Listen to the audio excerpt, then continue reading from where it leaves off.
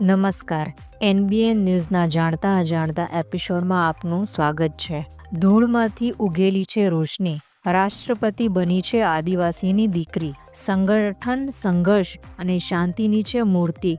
દ્રૌપદી મુર્મુ. બહાદુરી એ હોય છે જ્યાં દુઃખ જીવનને રોકી શકે નહીં. જાણો કેવી રીતે એક શિક્ષિકા રાષ્ટ્રપતિ બની. દ્રૌપદી મુર્મુ ભારતીય રાજકારણની એક ખૂબ જ નોંધપાત્ર અને ઇતિહાસ સર્જક વ્યક્તિ છે. 2022માં તેઓ ભારતની પ્રથમ આદિવાસી મહિલા રાષ્ટ્રપતિ બની.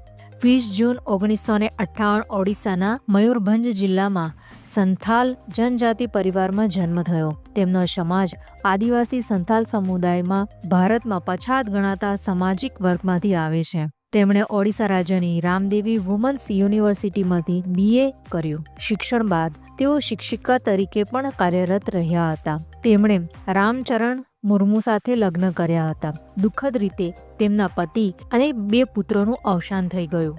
એ દુઃખો વચ્ચે પણ તેમણે પોતાની સેવા ભાવનાથી દેશની સેવા ચાલુ રાખી. ભારતના ઇતિહાસમાં પ્રથમ આદિવાસી મહિલા રાષ્ટ્રપતિ તરીકે તેમની નિમણૂક થઈ. દક્ષિણ ભારતની યુનિવર્સિટીઓમાં ડિગ્રી મેળવનારી પ્રથમ ટ્રાઇબલ મહિલા રાજ્યપાલ બની. ભારતીય રાજકારણમાં બહાદુરી, સહનશક્તિ અને સમાજ સેવાના પ્રતીકરૂપ છે.